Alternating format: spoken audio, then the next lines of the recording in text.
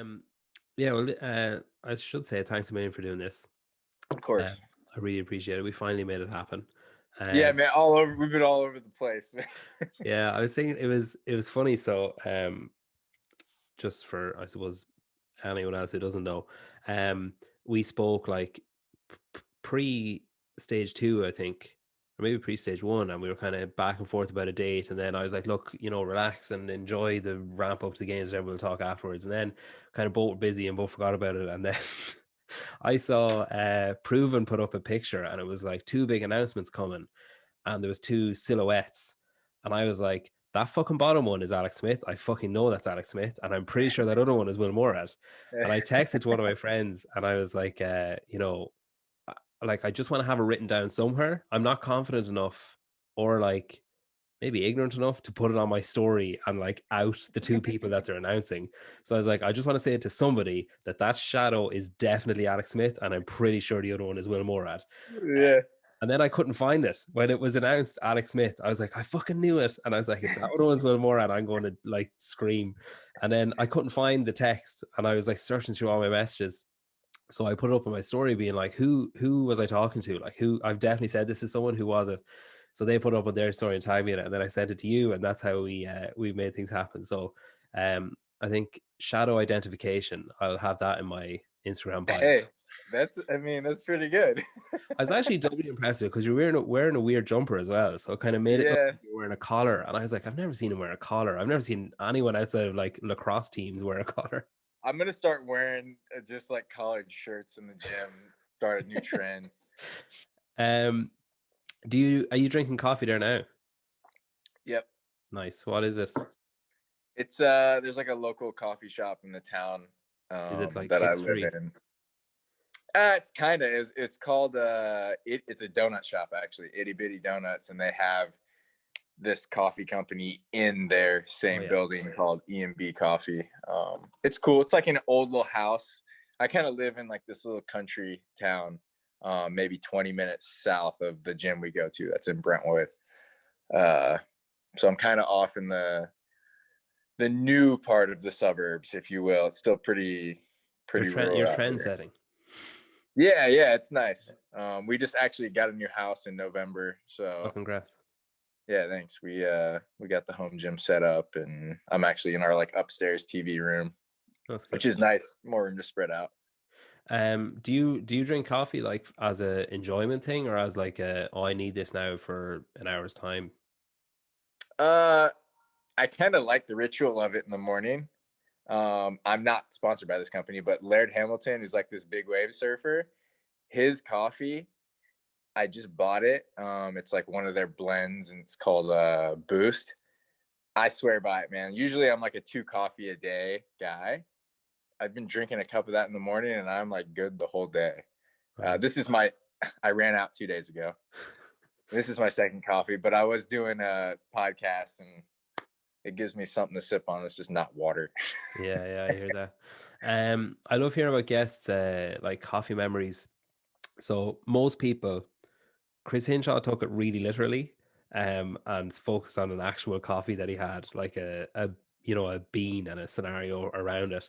But most people tend to think of like somewhere they were, or someone they were with, or a piece of kind of maybe they heard some information or something that changed things for them. Is there any, when you think of coffee, is there anything that springs to mind of a place or a person or a scenario that you're in? A lot, man, a lot. Specifically, I'm gonna really throw it back just because we were on the Laird Hamilton train, and it's like a Hawaii. Hawaii was on my mind. I was in Oahu for the Hawaiian VA Championships. It was like a CrossFit event. This is 2015. For the veterans over there, there's a base. And Pat Barber really rolled the clock back, was out there with me. And we would go to this coffee shop in our hotel, and like this coffee was super juiced. Probably had like 6 a day. Pat is like was crushing them, and I'm like, oh, I guess I'll do this too.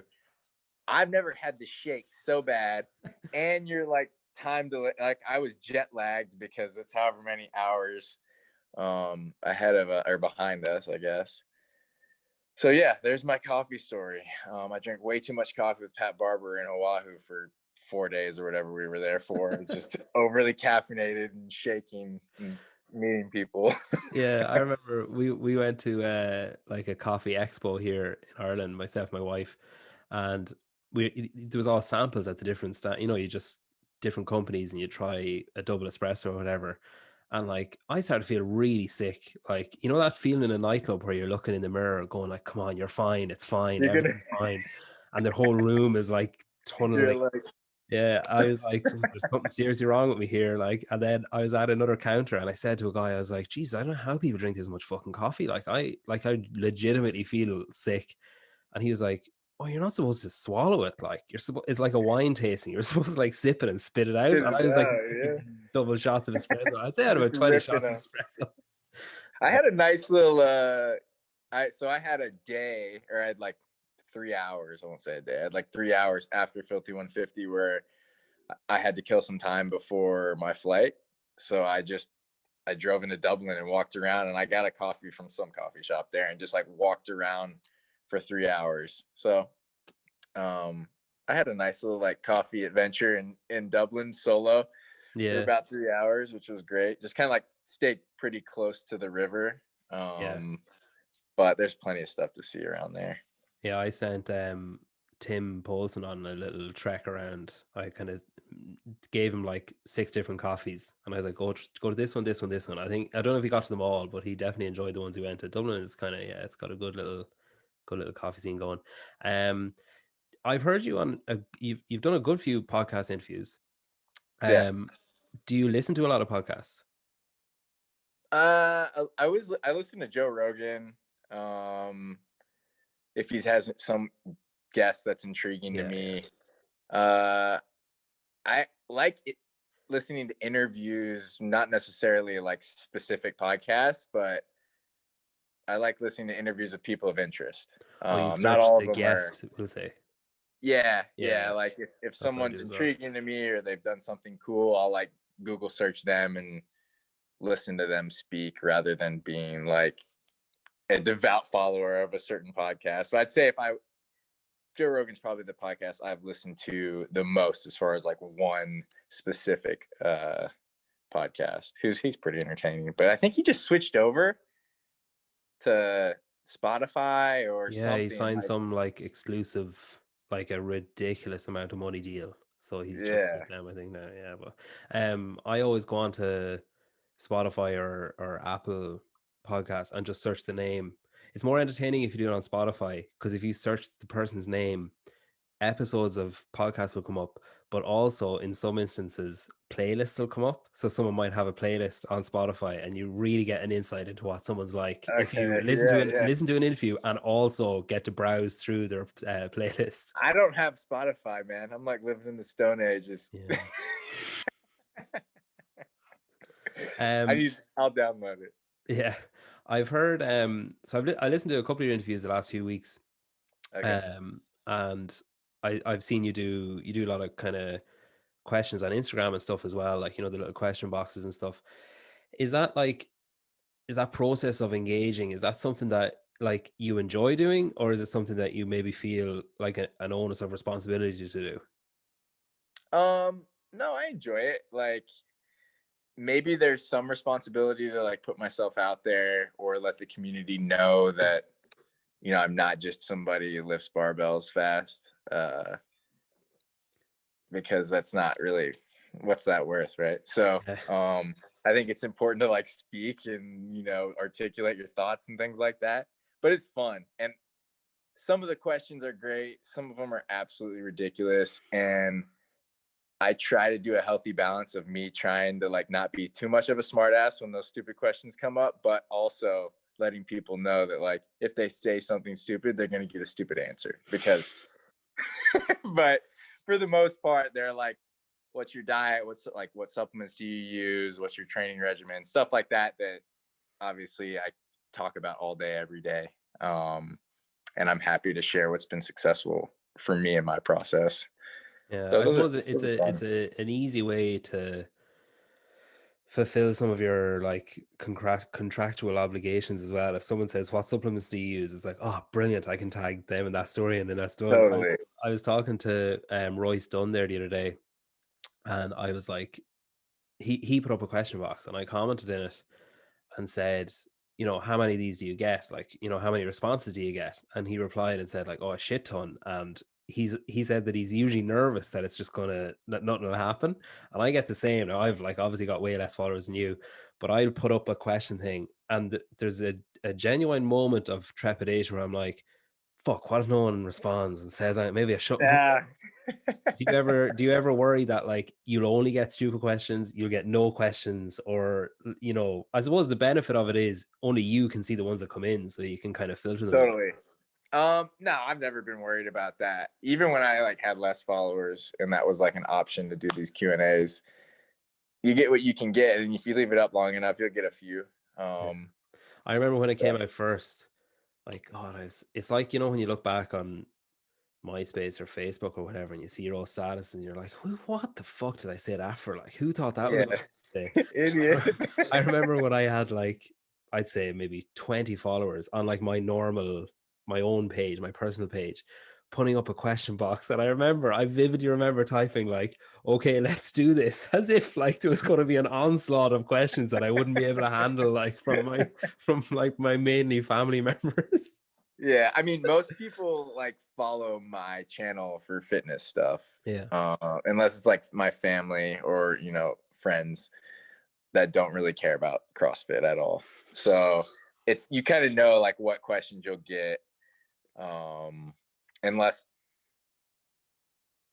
I mean some not all the time. Some questions people give me are like, what are you doing? Like you're definitely sitting in your cubicle trying to entertain yourself. Like Yeah. You should do like a question box bingo. You know, like pre-prepare, like write down questions that you think will come up and leave them somewhere, and then do one, and then check off however many questions you predicted that will come up. And then if you get above a certain amount, I don't know. If you get below a certain amount right, you have to do like 250 burpees or something. That'd yeah, be like turn it into a fitness challenge. yeah, yeah. Speaking of fitness, you played football when you were younger, like soccer.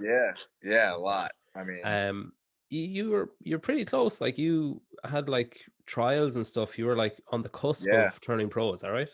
yeah. So I played soccer my whole life. We're a soccer family. My dad played professional a little bit. My brother played Division 1 soccer, and a little bit of semi-pro stuff in the summers. And then obviously I was the youngest, and I kind of followed in those footsteps. And I had the opportunity to go to IMG Academy when I was in high school, which is a really elite. It was like essentially getting like we didn't have the academy system like they do in Europe. So like if you got invited to IMG Academy, that's where the youth national teams are. It is sport specific. But who is it? Like Josie Altidore, Landon Donovan, like all the best guys traffic through IMG. Even in tennis, like Andre Agassi, Maria Sharapova, like all those. That's the sport academy in the States. So I went there, and then went and played college for 4 years and did some semi-pro stuff in the summers.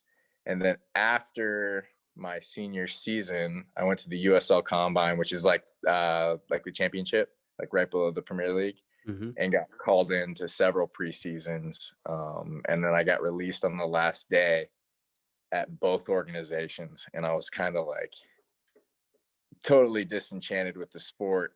Went back to university to finish my degree, and that's kind of when I started when I started CrossFit competitively, like finishing my degree. But I even got like a few calls after those two teams had released me to like come back to preseason, and I was like, I'm so done with it. It was really political, was my experience with it, at least in the USL in 2012, or I guess it was 2012. What do you mean by But political? like there was guys that got signed that I was obviously better than. They just had a little bit more experience than me, or they like knew the coaches or they knew the owners, and that didn't I mean, obviously I could have played better and not given them that opportunity. But if it was like, look, these guys are the same and this guy knows the owner or what, like they're going to pick him. And that rubbed me the wrong way. So it is what it is. But yeah, so I'm still like a massive soccer fan. I'm a United fan and we're at the top of the league right now, which is wonderful. Yeah. It's been a while. So hopefully we can hold on. Yeah. I'm an Arsenal fan, so I'm not particularly enjoying my life right now when it comes to football. It's been a while since you guys have enjoyed much. Yeah, we're actually playing now. I think we're playing Crystal Palace now. And these are the types of games that it's like you look at it at the start of the year thinking like definitely win that.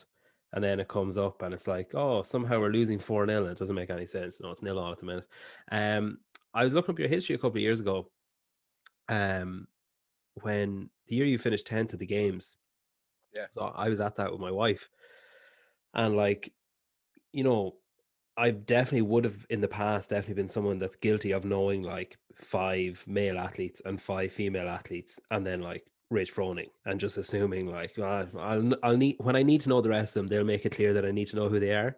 I've since developed like a larger interest, but like fucking hell, it's a pretty fucked up story. Like, like okay, so you were at the games, you finished third in regionals, and you're at the games in Carson, I think, was it? And Yeah. then you had a great like rookie year, finished 14th, like looking good. It's like this guy is on the up, he's coming. And then two like ridiculously close repeats the next 2 years.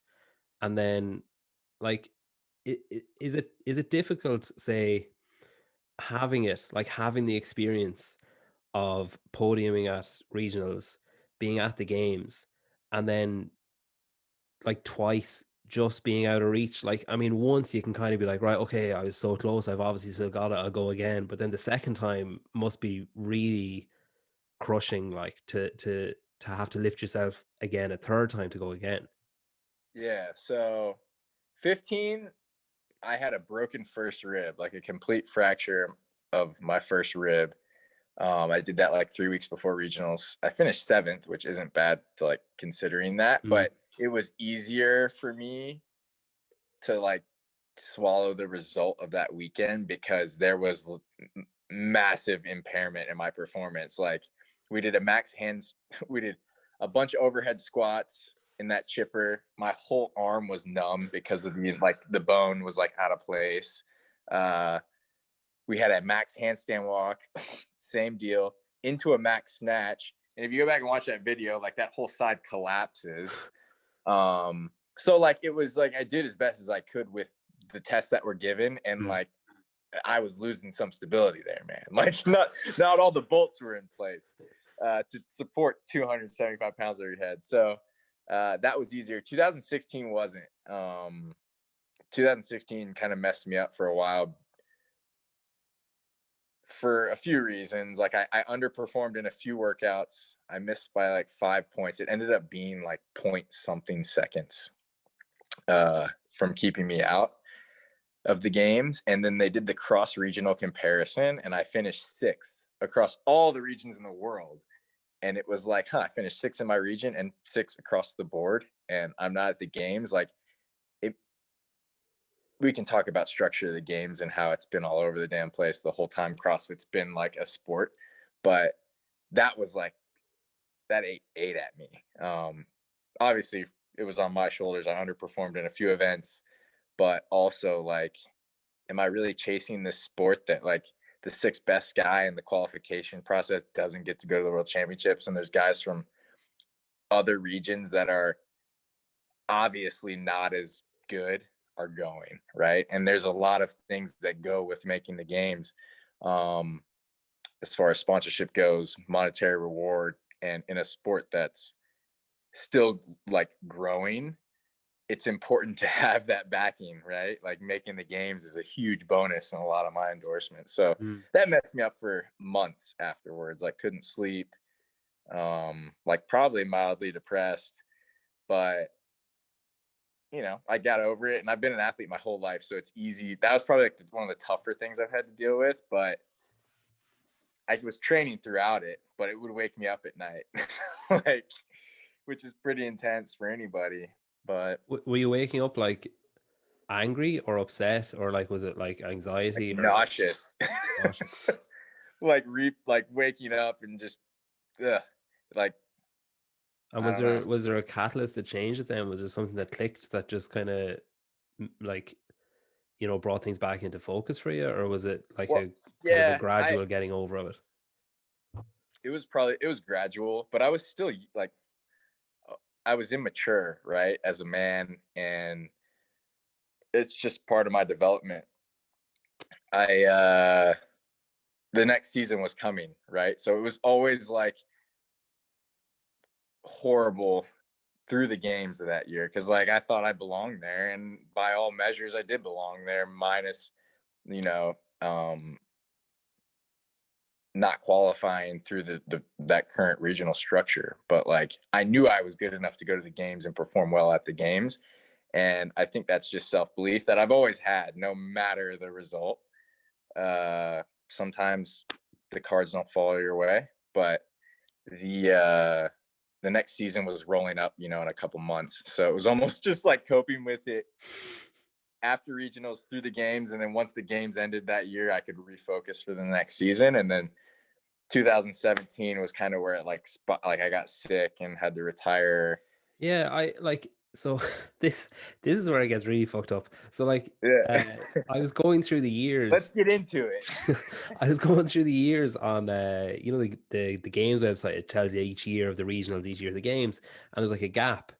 And I was like, oh, that's weird. Maybe he must have had a niggle, or, you know, something must have happened or whatever. And I Googled it, and like fucking mentally, you were diagnosed with kidney failure and an autoimmune disease when you went to Miami to take part in Wadapalooza. What the fuck happened?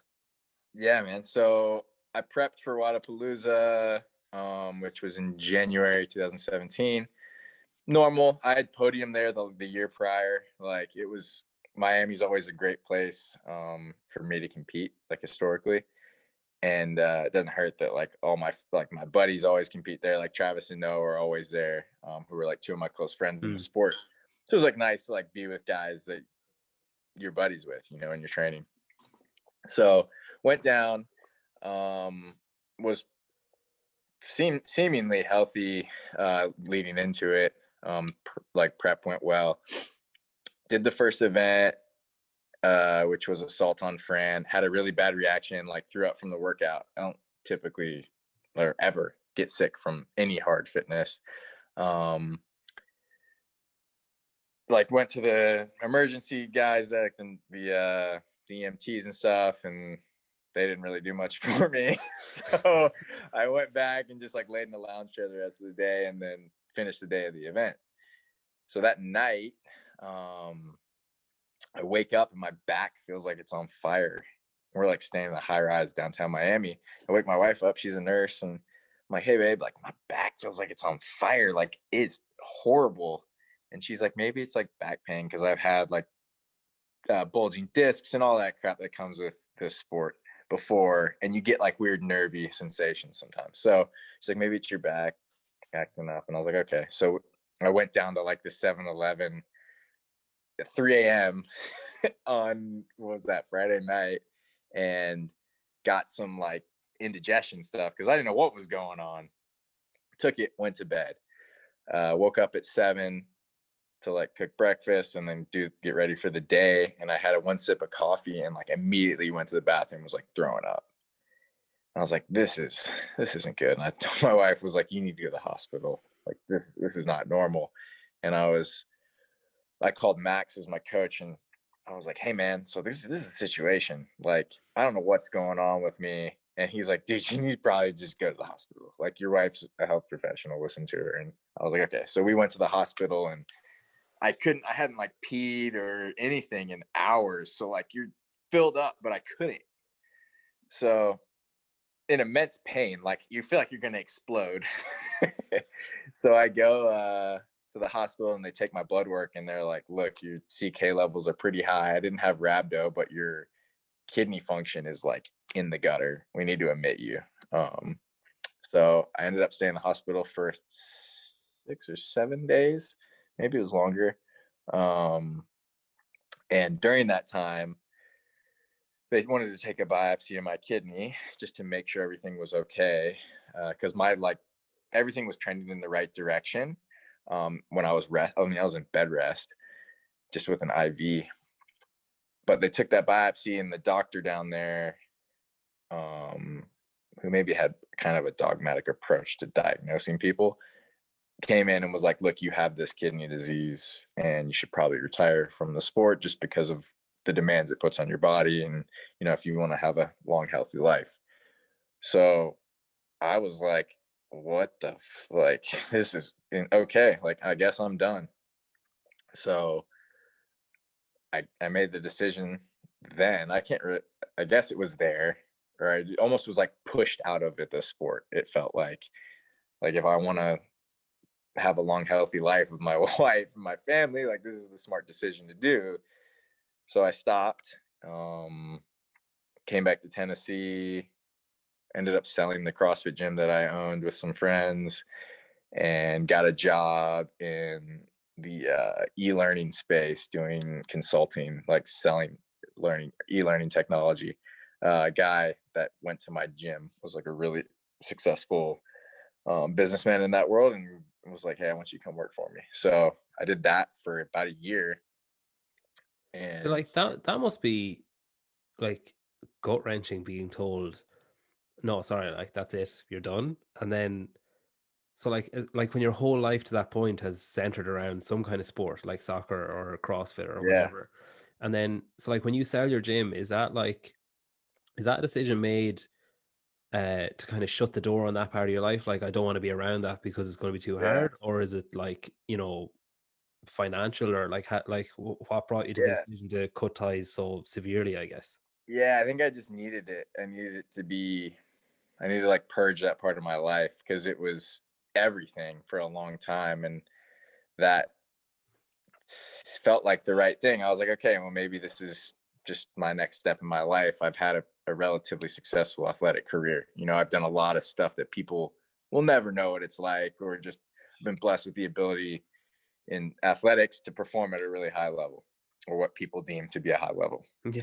So that was, I came to closure with the career part of it uh, relatively quickly. Just because it's like, what's next? I guess that's kind of how I was in my sporting career. But I never really any injury I've had, like I haven't always listened to the doctors. I've always done my own research, because the human body is so unknown. As much as we know, we still Mm. don't know everything. So I was always doing my own research, and I'd get blood work every 2-3 weeks during that year that I was out of the sport, and everything was trending right. I changed my whole diet. Like, I was doing everything I could to slow this disease I thought I had down. And I wasn't really training super hard. We were talking about DOMs, like, and how bad that can be. I didn't ever get like that. Like, I'd still train, and I did some weightlifting. I ended up like qualifying for the USA Nationals. I didn't go, but like I needed to I just lifted heavy weights and like did the qualification as like some type of competitive, that Why feeling. did you not go when you qualified? Well, really, I probably would have gotten, like, there was 15 guys in my weight class. I probably would have gotten like 15. Some of those dudes are like snatching 350 and clean and jerking close to 400 pounds. And I wasn't going to go to Chicago and spend all the money to like Yeah. not win. It was just kind of like a badge. Like, okay, I can do it. I really had no interest in weightlifting. My friends were like, you should try this. So It would have been cool to go to Chicago though, like given the knowledge you had at that point, to be there. And then if you're in 15th, if anyone looked at you, could be like, well, I've actually got an autoimmune disease and my kidney's eating itself. yeah, Like, yeah, exactly. Yeah, well, I'm actually sick right yeah, now. someone else misses the lift. You're like, what's your excuse? Yeah, exactly. Nah, I mean, I'm from Chicago originally, so there wasn't like an allure to go there and see the city or anything. Like, I've been there a ton. Uh, I didn't go. So How long passed then before you were told like, no, that guy fucked up, you're fine? yeah, so that was August. I remember, maybe it was September. I want to say it was August. I went and everything was great. Like my kidney function was really, really, really high. My blood pressure was really good. Like all the metrics that they use for kidney health and heart health, because they're kind of one and the same. Um, at least from my understanding, were awesome. And he like looked at my pathology report. I like downloaded it from the hospital that I was at in Miami. And he was like, look, there's no evidence of this. Like you might have had higher like IgA because of just the trauma, but you don't have, I don't think you have this kidney disorder. And I was like, oh shit. Like, okay, well, I wasn't totally happy with my job.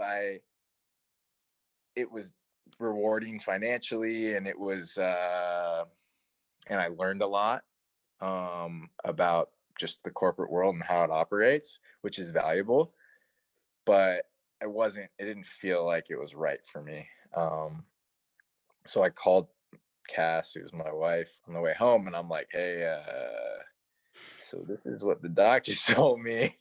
And I was like, I think I want to start like slowly ramping back into CrossFit. And I was still working. So I worked until February 2018 with that corporate company. Leo Learning is based in Brighton, England, actually. So relatively close to you.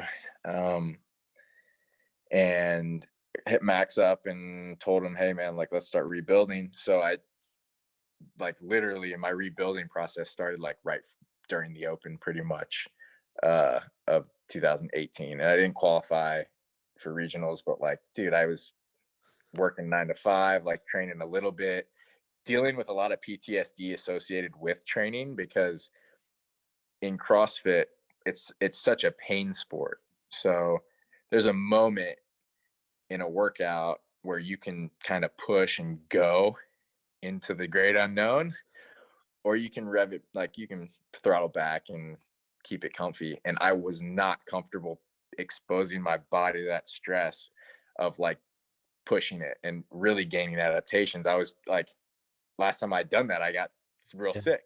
So your body is almost like, okay, this is bad. Yeah, self-preservation, like. Yeah, so I almost had to like slowly give myself doses of like reaching a little bit and then stopping, reaching a little bit and stopping. Which is an interesting process to go through, but I learned a lot about myself during that time too, physically and mentally, because you're dealing with like both on all sorts of levels.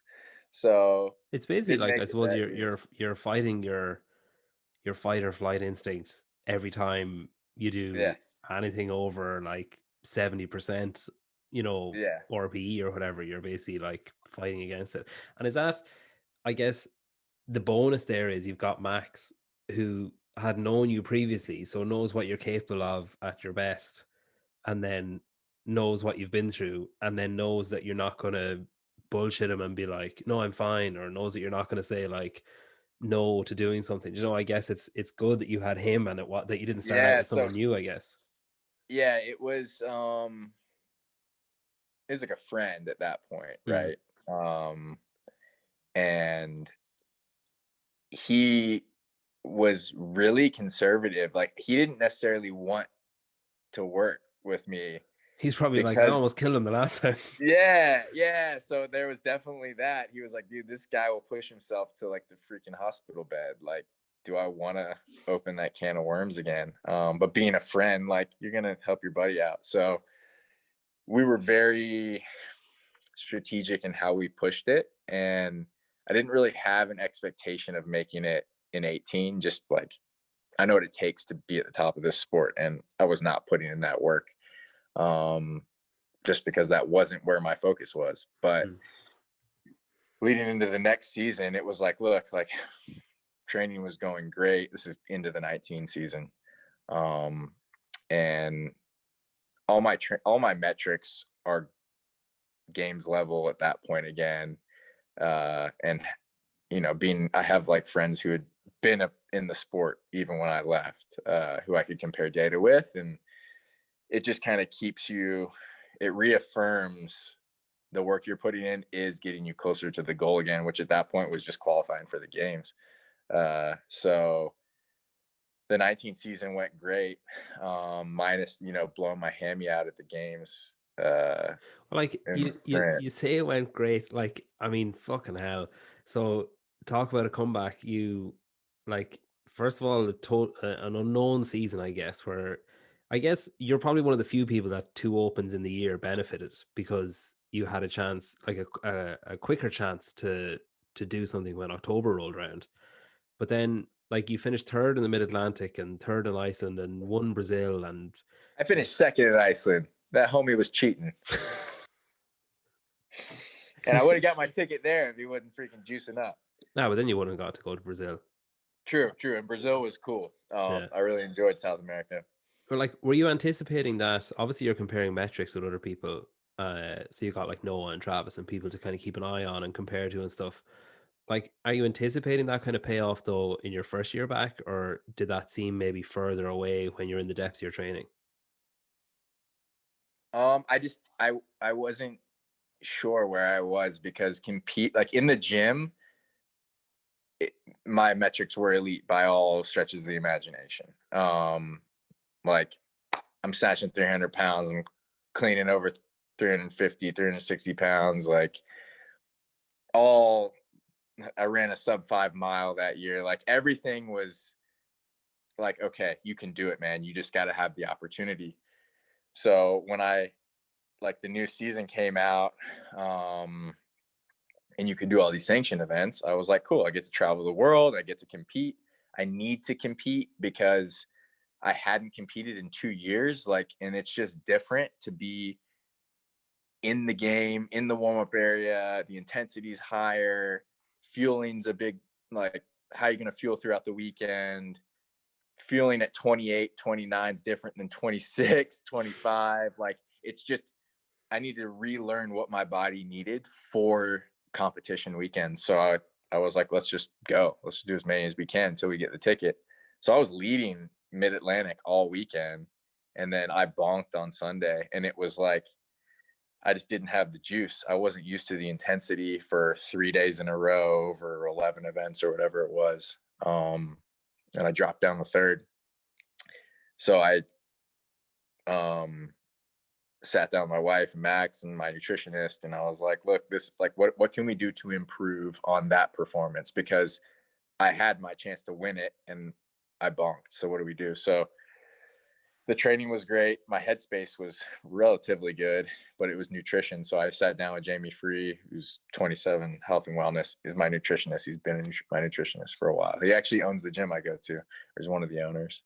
And we boosted up everything. And I was like, okay, I'm going to Iceland, and I guess it was May, which was like the next, like 3 weeks later. Made those adjustments.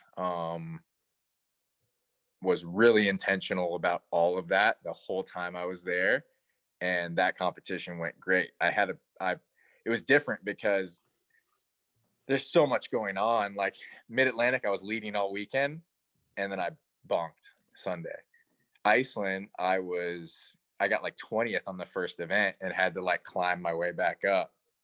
So I was really getting a lot of experience about what it's like to lead for the whole weekend, what it's like to have to make a comeback. And it was like, okay, you're getting rapidly adjusting to the sport again. And I left Iceland being like, man, I like really performed well. I was nauseated because I missed by one spot again. And like, but as far as once I got over that initial like emotional moment where you just didn't make it, you were just so close. I refocused quickly for Brazil, and it was like, what can you do better down there? And it's totally different because I was in a hotel in Brazil versus an Airbnb in Iceland. I wasn't cooking my own food in Brazil. I was in Iceland. So it's just like a little bit different, but Brazil went well. And then like 2 weeks after that, I got the call that like I would have qualified in Iceland. So yeah, it was good, man. It was the goal was to improve every event, and I went 3-2-1, which is, that's all I could do. And then the games went well. When you say there, sorry, when I said that you finished third in Iceland, you corrected me pretty quickly. Like when you get the call from, I assume HQ or whatever, saying like, "Oh, you actually would have finished second in Iceland," like, are you like pissed off that obviously you get the experience of going to Brazil, and from what I've heard and seen, it was like fanatical support down there, like it was fucking Oh loud. yeah, And then as well, I guess as a former soccer player, a soccer fan, it's a cool country to go to for that as well. But totally. Yeah, are you like when you get that call, are you like fuck's sake, yeah. So I had it and I didn't realize I had it, or obviously you're not going to wait yeah, around on the off that chance, but that like missing out and being so close. The that event in Iceland was like maybe my favorite event of all time. Run professionally, like the culture there was great. I got a lot of fanfare there, which makes it better in my memory. But like they were just so great to me. Annie and Frederick crushed it organizing it. I think Numi was one of the guys behind that. But yeah, so that like exposure and loss was reminiscent of 2016 for me. Being so damn close and like just not freaking closing the door. But I dealt with it a lot quicker because I'd been there before. mm, And in some sense, like I was fortunate to have the opportunity to compete again, you know, and I was just grateful for that. And it wasn't like I was performing poorly. Like I was on the podium everywhere I mm, went. It was just like the golden nugget I was just missing out on. So uh, I actually got back to when they told me that that dude popped for drugs. Um, Paul Tremblay messaged me and he was like, "Man, holy shit, did you see what happened?" And I was like, "No, like what's up, dude?" And I was laying in bed, like this is after Brazil. Like I was actually in my deload after Brazil before I started games prep. And he goes, Henrik was the guy who failed the drug test, popped. And I was like, you gotta be kidding me. And then like the next 10 minutes, I got like 900 messages. And I was like, well, I mean, I got to win and winning feels good. Like standing on yeah, top of the podium feels really nice. And I got to see a whole new country. And leading into Brazil, I got to spend some time with one of my buddies, Noah, like in Miami training, which is like a cool thing.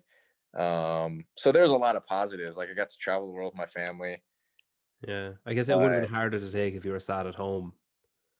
You know, yeah, like like if if the I moment didn't, was robbed, I think of like Pat at the games where he's standing beside the podium instead of well, on it it. is. Yeah, It is gone. Like it would have been a much specialer moment yeah, if I had been like, okay, you qualified here. Um, and I had a lot of people rooting for me over him in Iceland. A lot of Icelandic people, which was an interesting position to be in. yeah. Like he, I guess, like didn't like I don't know that he had like a lot of friends there from his past. Uh, and that's a very proud country, and you know they're obviously phenomenal at what they do in the sport. Uh, so it would have been really cool because I was getting like embraced by a culture in a country that's nothing that I'm used to. Hmm. Um, so I think I was adopted to the Viking culture at that point. But yeah, it sucked, and I did lose like out on that moment because it would have just been really special. Hmm. It's always special to like reach your goals. Uh, but I had that moment in Brazil. Yeah, So, and I was on top of the podium. yeah, yeah. So that felt good. I Yeah. just had to go through like a whole weekend of suffering. You at the games then, I remember after the sprint event in the Coliseum, I was Mm. with my wife and like we were in the nosebleeds, so like, you know, we spent a while trying to figure out who it was, but like seeing you standing on the side, like when the people were coming out for the lift and like everyone's like jogging out and waving and stuff, and you're kind of like much less enthusiastically moving out. And then for most of the events, you're coming out and like waving and, you know, waiting for 3, 2, 1 go, and then just like walking off because Yeah. like, what are you going to do? Like you were eighth heading into the clean event and then like walking out, and like it's actually, I actually rewatched it today and I was like, God, I feel so fucking sorry for him because like it's gut wrenching when something happens, like something that's just out of your control. Like you had to send it on the sprint, you did, and like you qualified, but then paid. I didn't. You didn't. I didn't. Like, so I was safe after I got to the semifinals. I was in. I mean, I think I was sitting in seventh in like leading into the sprint, and then I needed to get like top 15 in the sprint to get to Okay. the top 10. And the sprint event, I had no stress. Like that was my event. Hmm. Even actually, funny story. Before that, they were like briefing us about don't step on the line and don't like whatever, follow the rules. Dave and Boz. one of the Boz was probably there, and Chuck were all there. And like, who do you think's gonna win this? And they were like, Scott's gonna win it. Somebody's gonna win it. And I was like, no, I'm gonna win this event. Like, I was like, they're like, what sport? You played soccer? I'm like, yeah, I'm gonna win this event. All these football players aren't gonna win anything. And I called my shot, and I think I had the fastest time leading into the final. And then I blew it out in the final, which sucked because I was in. Like, instead of being, if I would have won the sprint, I would have been in third leading into like the weekend. If I got fifth, like I did, I could have freaking walked the track. I was in fifth. So fifth overall. Yeah. But that's not in your head. You're not like, I'm going to blow my hamstring out. Better just pace this one, buddy. Like you're at the CrossFit Games, you're sending it. So when you walk out and you're like, you step up to the platform, I think that the heartbreaking thing for me watching it was like that you had to pretend like you were going to actually attempt to clean it, yeah, even though you knew it was impossible, and then that had to stand there while the clock runs down, and you like yeah. it just looked like painful to watch. Like, is that a The difficult thing to worst do? moment in my one of the worst moments in my sporting career. You're like Yeah, the center you of can the see it whole. on your face, like walking out. You could see the look, like you look kind of close to tears, to be honest, at like what Yeah, was happening around you. And I guess that kind of like it gets compounded each time. Then does it? yeah. The worst part about it was like I thought I had a shot to contend that year. Everything was hitting. All and the way the events played out the rest of the weekend, it would have been a really really competitive weekend for me. But man, that's sports. Like if I didn't go all out, then I wouldn't have been on that stage. Like if I didn't push my body to the absolute limits, I wouldn't earn, what I've earned in this sport. So sometimes like shit happens, Yeah. and it in the moment, yeah, it sucks, but I was like, man, what am I going to do? Like I was already thinking about next season. I'm like, I like had already called my doctor back home and like got treatment set up during the game. Still, I was Yeah. like, you they were like, dude, don't push it. Like if you tear that thing completely or tear it off the bone, that's a long recovery. Like that could be done. So when you can have a healthy perspective and not be emotional about it and try to be objective, it made it easier. It suck because there's 30,000 people watching it happen. Yeah. But all the athletes got it. And those are like as a pro, like for me, it's about me, and it's about like the respect of my peers. And um I think I have that in the sport. So everybody knows I made the right decision. Uh Yeah. whether if you're really in the sport. Like there were people like you should have pulled out all this shit. And I'm like, dude, this is the deal. I asked before every event, is there a minimum work requirement? No. Okay. Like I'm not withdrawing. Like you you get paid for this. It's just like you get paid for your job, and you're not gonna like pull out and let the B team guy come in who didn't make the cut and take your paycheck and not get paid. So that's part of it. Who finished 11th? Did Cole they Sager. did he ever say anything to you about it? No. No, I heard like there was maybe some like shit where he was like pissed that I didn't pull out. Cole's a good guy. It's hard for me to see that he would actually be mad Yeah, at me you for could that. accept it being said maybe the day of, or like that, like the kind of emotional reaction, I guess. Like, That's what it was probably, because he was like, I mean, everybody's like, you're in the heat of it. And then like Trav was in 12th. So, and Trav is like one of my best friends in the sport. So that wasn't an issue. But did it piss you off having to like turn up at like to stand in your lane at each event, or were you just kind of like, I'll do this for like till the end, it's grand? I was just like, get through the weekend. Yeah. It was just kind of like just get this over with.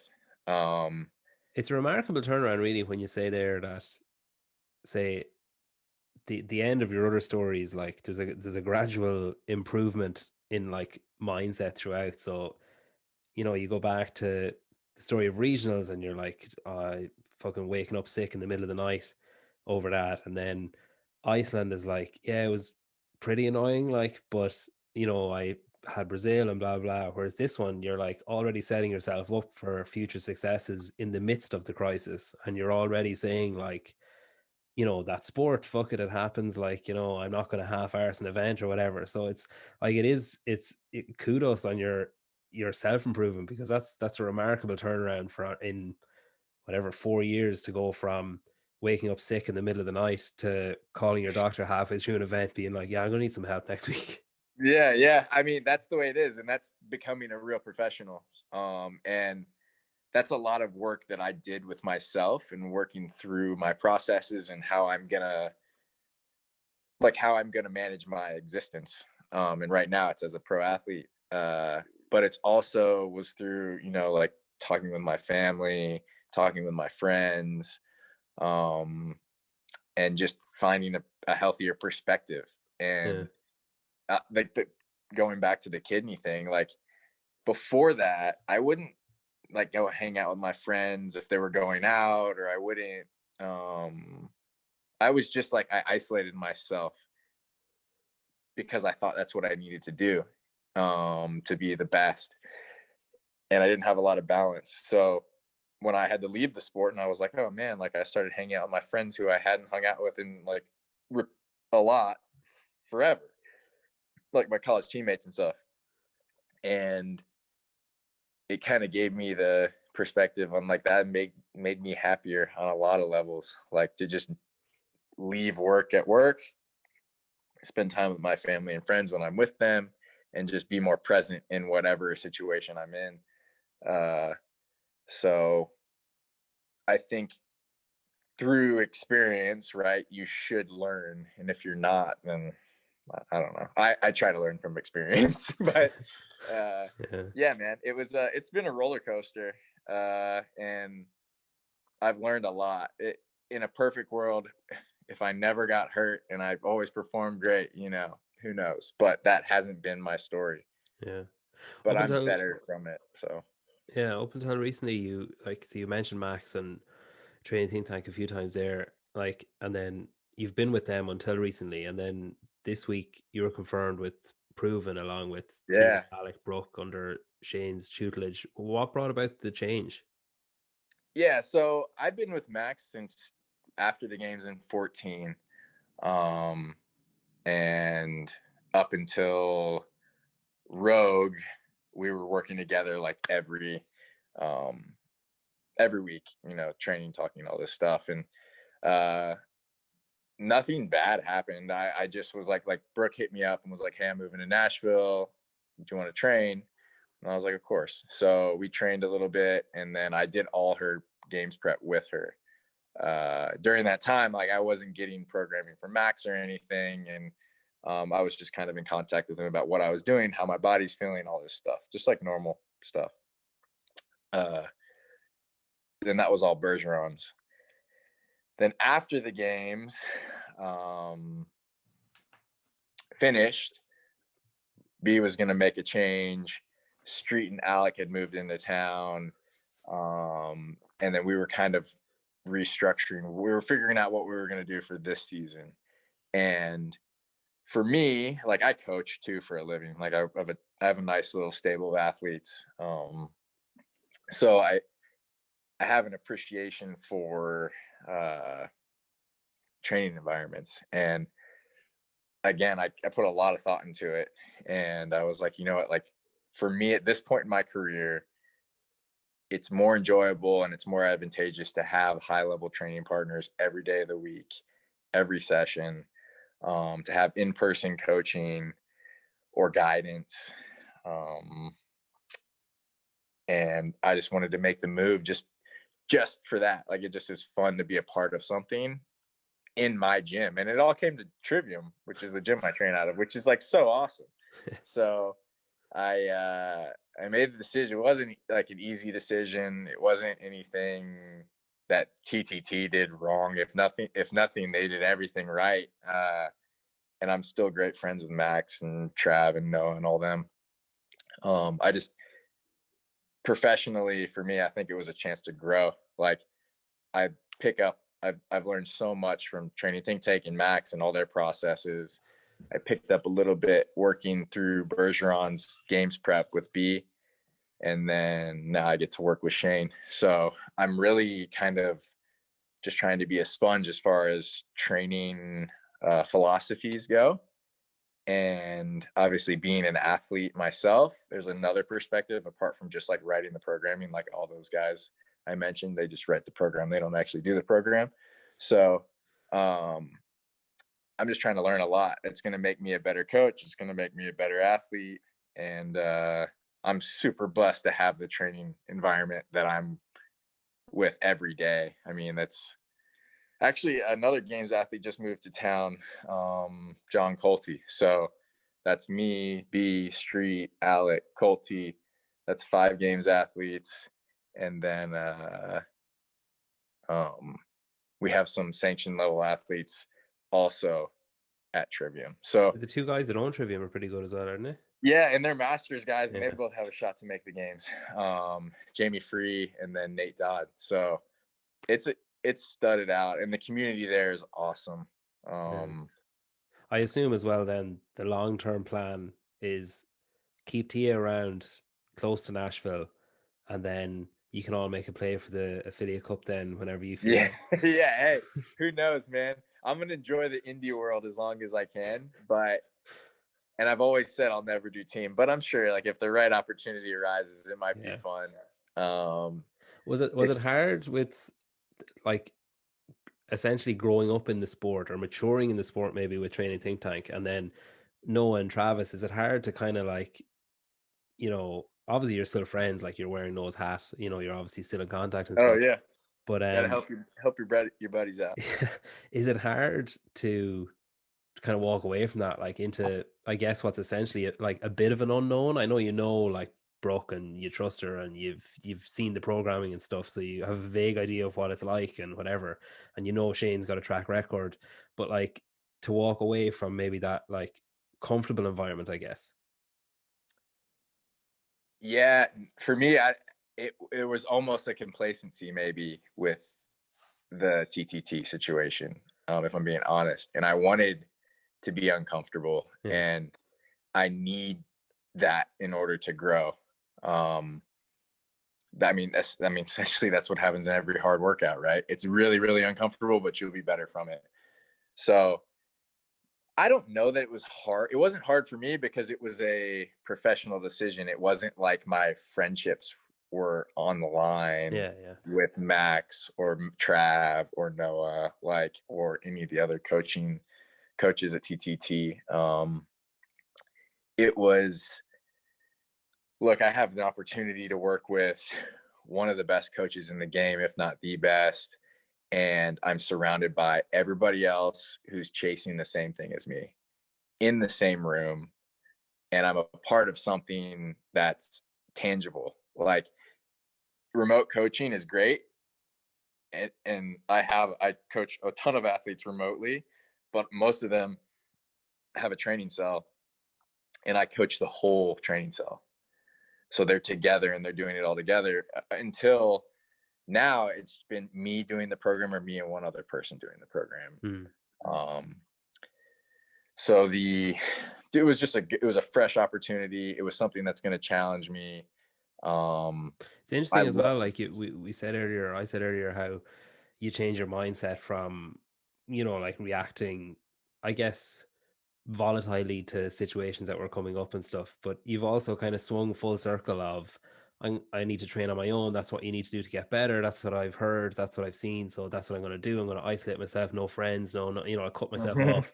And now you've come full circle back to, like, you've got a group of like-minded individuals around you, Yeah. and you're immersing yourself in it. Like, so it's great. And I guess if training in Trivium, and you got Tia dropping in and Brooke and Alec are there, like there's obviously a fucking shipping container of Noble stuff out the back as well, so that doesn't hurt. Yeah, yeah, it doesn't hurt. Yeah, we got all the stuff. But and don't get me wrong, I like sitting in my cold garage and getting some training in solo. It's I was like gonna say, like, so meditation for in me. your stories, you train at Trivium a good bit with the guys and Brooke, Yeah. and then you train in your home as well. Is that like convenience, or is it to kind of challenge yourself to have, you know, I guess, different environments or maybe unpredictable Yeah. things happening? A lot of it's schedule, right? Yeah. Because sometimes like everybody, has their life. We typically train, I'd say 90%, maybe 80% of the time together, unless somebody's out of town. But yeah, or like with the whole COVID situation, like if somebody at the gym has it, I've been really cautious of that. Like I haven't had it. A bunch of people at the gym have had it, and I just don't. I don't really want to be sick. So like if something happens at the gym, like I'll take a few days and just train at the house. Yeah. It's a luxury, man. I have everything I need here. So and the sauna's right there. And my dog. Yeah. But yeah, I mean it's definitely a luxury. And sometimes I like the solitude of the suffering. It's just you get to really learn about yourself and what you're willing to do when there's not accountability around. You're your Yeah. only accountability. So I training with a group like is way better for the majority of training. But say I have like a bunch of C2 bike intervals um, in the PM, I can just do that at the house, and that's all the suffering you can handle, man. But it's good. You can feel yourself getting better. You can be present with yourself. Where sometimes, like, if we're doing a CrossFit Metcon, everybody's racing, and that's great, and that's making you better because you pull each other along. But it's important to do both ways. I've heard like stories, I don't know how true these are or not, of like, obviously there's a shit ton going on here, so we're not going to poke too much into it. But I've heard stories of like Matt and Rich when they started training together, that there was like, one of us is going to die if we keep like racing each other. Like, is there ever a danger that with you guys that it's like, okay, we seriously need to pull it back a little bit because we're going too hard all the time? Yeah. There's like I think that the way Shane writes programming and the proven team writes programming is in such a way where we're not doing that every session, just based on the structure. So it's done But in awareness that you will be in the same room. So like they consciously avoid yeah, it, I guess.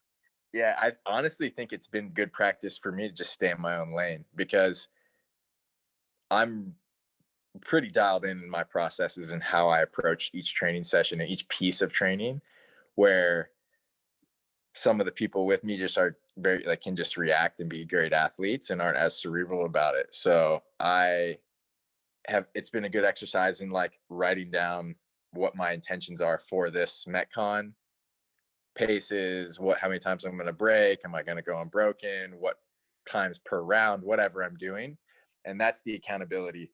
That way I don't start out way too hot and then fizzle out. Like I can just stay in my lane and be intentional about each part of training, that because that's what's best for me. And ultimately, like, it's an individual sport, and I need to do what's best for me when we're in the game, not necessarily like what's best for the training culture, because that's just like scheduling, communication, and all that stuff, and our crew is great at that. But Yeah. it can be easy, or it could be easy to get caught up in racing and like not really training, just reacting. So Yeah. it's just a higher level of consciousness that's constantly challenged in that environment, which is good because it's just like a competition. Like you got to stay in your lane, and there's times that you can use people to like help your pacing, but there's times you need to do your own thing too. So Yeah, I assume you don't want to get in a gymnastics race with Alec in the middle of a yeah, workout. yeah, it depends. It depends what we're doing it or what it's paired with, but he is ridiculous. Yeah. It's like handstand walking with him and Brooke. They're like two best in the world at it in the sport. Like it's awesome. Just put shoes on your hands and Exactly. yeah. Like it's making me better. Yeah. And that's, I mean, that's the biggest thing. Yeah, that's one of the big things. Like you have so many athletes that are like near the best at specific disciplines. You learn from each other, you push each other, you want each other to do well. Like it's just a healthy environment, and everybody's on the same page, so it's Yeah. pretty cool. One of my friends signed up with Proven um this week, and I was Oh, like, nice. I was like, show me a day, like I'm curious, like to see what a day looks like or whatever. He sent it to me, and it was like 6 screenshots, and I was Yeah. like, he sent it to me. I was like, that's one day, and then his next question was, I'm not fucking doing it all. He was like, I need to ease myself in. He's like, I could die if I did all of that in one go. Yeah. But yeah, no, it looks cool. How are you feeling about the changes then to continentals and moving back towards, I guess, more of that kind of funneling system? I guess the kind of um hangover is a wrong word, but maybe the remnants of the sanctionals is the idea of the last chance. That kind of little bonus Yeah. event at the end will be good. I mean, we'll see how it plays out. Ask me again after the season's over, right? But because every year it changes and it's like a crapshoot. I liked the sanctional structure better, minus the national champions thing. I just thought that was too busy. Like a bunch of people probably shouldn't have been at the world championships that were there, but the sanctioned event structure gave it more of a tour sport feel. And I think that's what would probably be best for the sport. There's more earning opportunities. Sorry, my dog came up I and can he's hear like him, yeah. breathing in the microphone. It's a big dog too. Yeah, he Here, sounds enormous. yeah. Oh my days. So, He looks so pissed off. He's like, you yeah, said this would take an hour. yeah. He's like, I gotta take a shit. So yeah, I liked the structure of the sanctionals. Now, there should have been requirements around prize purses. There should have been requirements around programming, and clarity of rules, because that was something that was always like crazy. Where at the regionals, everything's really concise. Or CrossFit could have had more of a hands-on approach. Apart from that, like the sanctionals were great. You got to travel the world. You got to meet really more of a vast amount of the CrossFit community, where I won't now, other than the games, where who knows if the games are even going to be in person this year, so it might be a few years till it's back normal all the way. Like Wadapalooza just got canceled, but the new structure could be cool, man. I mean, they're just trying, like the times are crazy, and you got to be respectful of every country, right? Because it's an international sport. So the sanctional structure wouldn't have worked in the climate right now because of shutdowns and all of this madness. So they did, I think, what is best for right now. Yeah. Excuse me, I'm choking. But it looks like everything's going to be online, and I think there's a chance that these continentals might be online based on how everything looks in, what will that be, May or June, when those semifinals come out. I mean, who knows? So yeah, like it's a funny one because you kind of, I know, like say here over the Christmas, we like they were like, oh, there's a vaccine and it's going to be rolled out and blah blah. So like maybe naively, I kind of got in my head. I was like, oh, sure, by Easter, like everything will just be back to normal. And then like I teach, like, and I'm teaching from home at the minute because our schools are all closed. And I said all along, we're supposed to be back on February 1st. And I said all along, I'd be shocked if we're not back before February 1st. Like, I can't see us being out that long. And my wife's like, no, I think it could be longer. Like, and then on the news, there's an app where you can predict in Ireland. I don't know if this is a worldwide thing, but you can predict, you put in your details and it tells you where in the queue you are for the vaccine. Yeah. Um, Ireland was like worst in the world this week, right? yeah, yesterday. It's a fucking shit show. We were Tennessee was worse in the world a couple weeks ago. Yeah, Tennessee's probably Crazy. twice the size of Ireland as well. Yeah, no kidding. But yeah, my wife, we're both teachers, and she put in our details, and it was like fucking August or something by the time we'll get our vaccine. So that kind of, now there are more vaccines coming out and stuff. So hopefully, like, you know, things, you know, we'll remain hopeful. Yeah, we'll see. I'm like the last person in line, which like it's they're doing it like age, obviously like healthcare workers. My wife's a nurse, so she got hers. At least that's one less thing for you to worry about then, like bringing it home to her. Yeah, like bringing it home. Yeah, so that's definitely. I wonder, like, could you dig up your renal failure chart sheet and like high pretend... risk, baby? Yeah, I mean, I'm not gonna force it. I feel like there's probably people that need it more than me. Yeah, that's fair. Being like selfish athlete, like, would it be nice to go through the season and not get COVID? Yeah. But there's definitely people that need it more than me, as far as like high risk people, age group. Like my mom's in her 60s, she definitely needs it more than I do. So you just need to be respectful of that, but hopefully it gets expedited. I don't know like what all the holdbacks are and stuff. I think they're saying once 70% of people are vaccinated, then there could be some type of like immunity. Herd immunity. But man, I'm not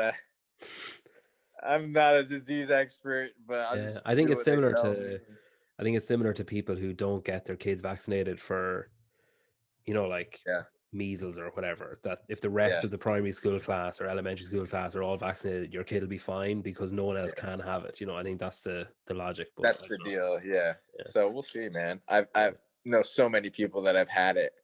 I'm like kind of surprised I haven't had it. Maybe I've had it and been asymptomatic. Maybe, yeah. The one time I was like in really close contact with people that I know of, I got tested and I was negative. So I was like, huh. Like every time I have a headache or like I'm tired, I'm like, oh, I got it. Yeah, this is like a running joke in our house where if me or my wife sneeze or cough, the other person just walks out of the room. Dude, have you seen the new Kevin Hart? No, not yet. Oh, you gotta watch the new Kevin Hart. He's got a whole skit about COVID and like that whole thing and how it like has changed the way people communicate in society. It's hilarious. I've been in shops where it's like the new holding in a fart, where you need to cough and you're like, you like cough and you're like, sorry, I was getting something caught in my throat.